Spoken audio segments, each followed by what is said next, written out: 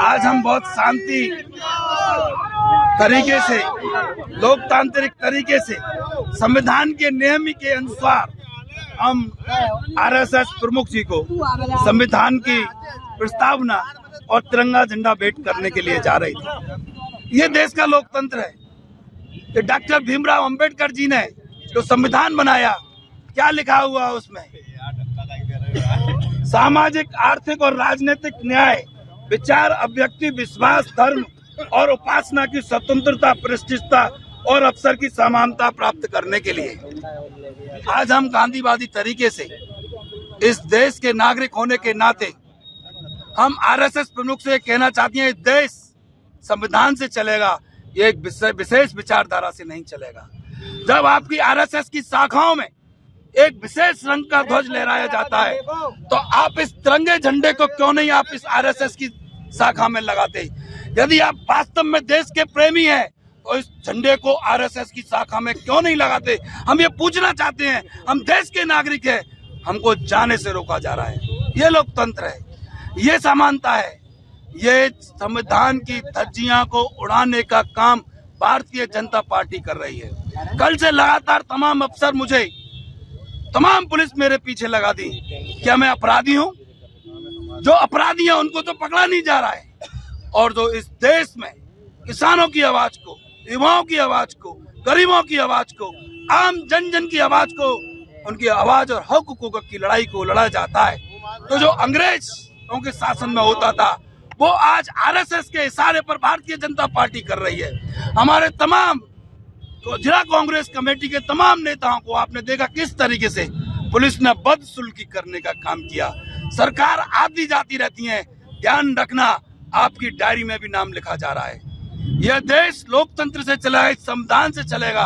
हम प्यार से चाहते हैं कि हमारे आरएसएस प्रमुख तक हमको जाने दिया जाए, हमें डंके की चोट पर जाने दिया जाए। और सुन लो, ए प्रशासन के, पुलिस के अफसरों, तुम्हारी कोई शक्ति नहीं रोक पाएगी। हम आरएसएस प्रमुख तक पहुंचेंगे, अब नहीं तो 2 घंटे बाद पहुंचेंगे, लेकिन तुम्हारी कोई ताकत इस भगत सिंह के अनुयायी को, इस ब्रज के छोरा को, इस ब्रज की माटी के कण को ना कोई रोक पाया ना रोक पाएगा। ये मिट्टी भगवान श्री कृष्ण की मिट्टी है, ये 16 कलाओं से प्रभावित मिट्टी है।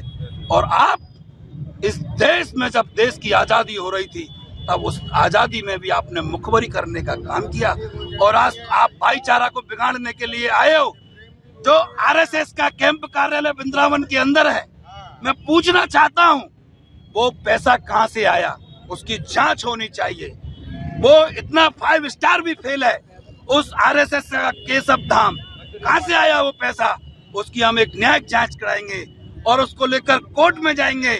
और जो योगी जी का बुलडोजर है, हम कोर्ट के माध्यम से जो दूसरों पर बुलडोजर चलाने का काम करते हैं, जो गरीबों की एक खून पसीने की कमाई है, किसानों की खून पसीने की कमाई है, एक आम व्यक्ति की खून पसीने की कमाई है, व्यापारियों की खून पसीने की कमाई है, उसकी रकम से आपने ये जो महल बनाए हैं, हम कोर्ट के माध्यम से उन पर बुलडोजर चलाने का काम करेंगे।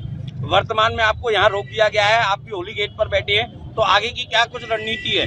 रणनीति हमारी एक सोच समझ के, एक लोकतांत्रिक तरीके से, संविधान को हम मानने वाले लोग हैं।